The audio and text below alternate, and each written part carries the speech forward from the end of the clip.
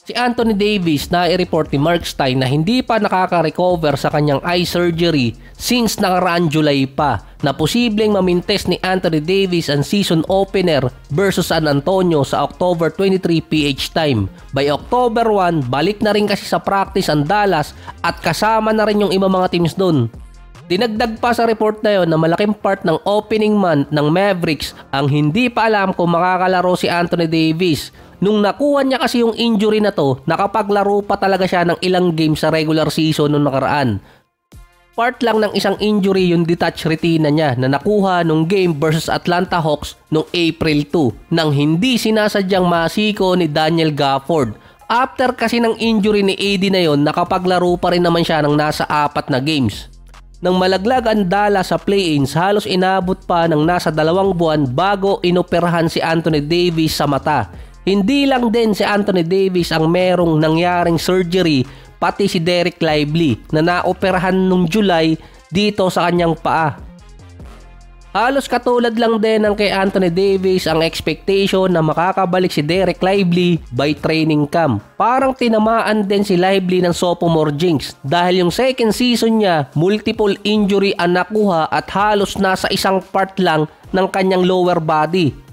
At yung pinakamalala na nga dito kay Dereck Lively na operahan yung kanang paa niya. Based din kay Dirk, stock ang team ng Dallas for next season kahit pa si Kyrie ay merong injury at by next year pa makakabalik, maalin sa January until March, na hindi sigurado ni Dirk kung magiging healthy ang mga player ng Dallas. Kahit nga si Dirk na patanong na lang kung si Anthony Davis ba ay magiging healthy for next season dahil nga sa history ng mga injury na meron siya. Yung adductor strain injury ni AD, hindi lang sa Lakers nagpahirap sa kanya yon, kahit yung nasa New Orleans pa siya. Habang nasa Lakers pa dati si Anthony Davis, kapag merong interview or kaya debate yung mga analyst at podcaster dati, laging andun ang term na if healthy. Laging nakatag sa kanya yon. Ngayon naman dahil nasa Dallas na siya, yung catchphrase ng Dallas dati na Luka Magic, napalitan naman ng if healthy, napunta na sa Mavericks.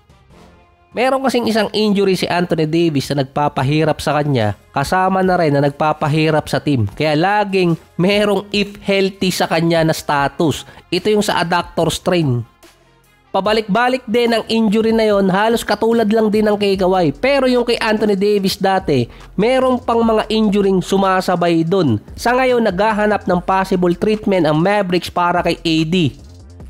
Meron pa kasi si Anthony Davis na abdominal strain injury na bumabalik din na sinasabing konektado sa adductor strain. Bukod pa yung Achilles tendon strain na hindi pina-opera dati ni Anthony Davis at dinaan sa treatment ng Lakers. Malaki kasi yung risk na kapag pina-opera ni Anthony Davis yung Achilles tendon strain niya, malaking part ng kanyang regular season ang matamaan or ilang buwan siyang mawala. Kaya ang possible na mangyari kung sakali na hindi makakita ng treatment ng Dallas para kay AD ay magiging katulad lang din ng halos sa Lakers ang mangyayari, laging injured. Kaya yung Dallas kahit stock, kahit si Dirk, hindi rin sigurado kung yung mga player ng Dallas magiging healthy for next season, lalo na si Anthony Davis. Ang consolation prize naman ng Dallas, si Dirk naniniwala sa hype ng number 1 overall pick na si Cooper Flagg na sky the limit para sa kanila. Kahit bata pa kasi si Flagg, alam na kung paano tumatakbo ang laro sa NBA. Mataas din kasi yung expectation kay Flagg papasok ng next season. Siya yung naging bargain sa Luka trade na kapag hindi na-meet ni Flagg yung expectation ng mga fans, katulad ng kay Luka dati, yari si Nico Harrison, hindi talaga siya mapapatawad. Mahirap tapatan yung ginawa ni Luka nung kanyang rookie season. Halos unanimous rookie of the year. Nasa 98 first place vote si Luka at yung nakakuha ng 2 boto si Trae Young. May average pa si Luka no na 21 points, almost 8 rebounds at 6 assists sa kanyang rookie season. Mahirap tapatan ang ganong numbers.